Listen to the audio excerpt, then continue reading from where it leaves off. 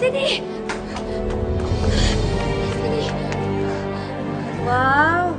Drama ng magsisteret. Alam mo, napanood ko to sa mga teleserye. Hindi mo talaga tatantala ng kapatid ko? Ha? Sumusobra na kayo ah! Hindi.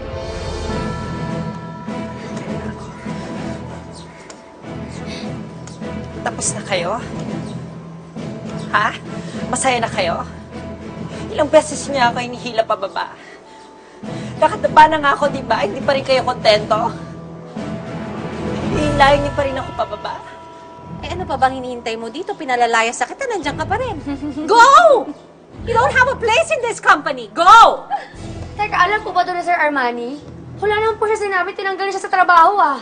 Pati po ba ito ipagkakait niyo pa sa kapatid ko? O, di magsumbong ka kay Kuya Armani.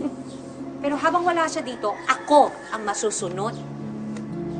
At dahil sa ginawang kahihiyan niyang kapatid mo, may karapatan akong palayasin siya. Dahil masisira ang magandang pangalan ng Vito Publishing. At ikaw naman, kung talagang mahal mo ang publishing house na to at ang kapatid ko, aba, ikaw nang gagawang paraan para umalis.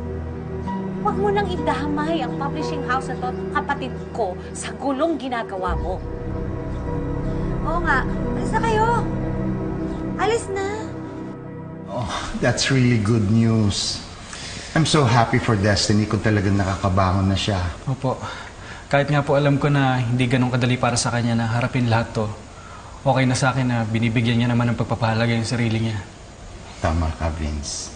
At magagawa ni Destiny yon kung tutulungan natin siya. Natutuwa ako dahil nandyan ka palagi sa tabi niya.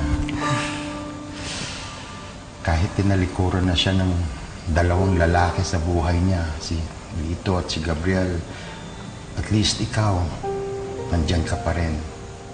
Noon pa man, hindi mo na siya iniwan. At ramdam ko kung gaano mo kamahal si Destiny. Excuse me. Hello? Ano ginawa nila kay Destiny? Pinapalayas na tagal.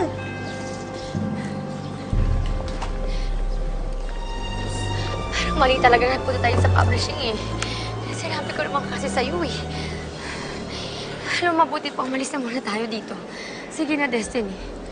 Sorry ate, pati ikaw natamay ka pa. Hoy, Destiny! Na-enjoy mo yung kasikata mo? Saya, no? Saya? Happy ka? Humihilit ka pa talaga, no? Ikaw ba din ang tayo dalawa Wag na, magkakasal, wag na. ha? Wag na. Sige, halika dito. Ano ba bang Halika gusto na mo, eh. ha? Sinila mo na nga ako eh. Ano ba bang habol mo sa akin? Si Gabriel, hanggat hindi niyo ako binabalikan, hindi kita titigilan. Dapat hindi mo siya puntahan. Bakit nasa bulsa ko ba siya? Natatakot ka? Natatakot ka? Baka i-recheck ka niya? Bakit ako matatakot? Pagkatapos na nalaman niya na lalaki ka pala, babalikan ako nun, no? Yak! Kilala ko si Gabriel. At tama lang nalayuan niya ako dahil sa mga nangyari. Mabait siyang tao. Pero kahit kailan, hindi ka niya magugustuhan at hindi siya nagkagusto sa'yo. Ano ka nakakasiguro? Dahil simula pa lang, hindi na siya naging sa'yo. Ninakaw mo lang siya at lahat ng ninanakaw, pinabawi rin.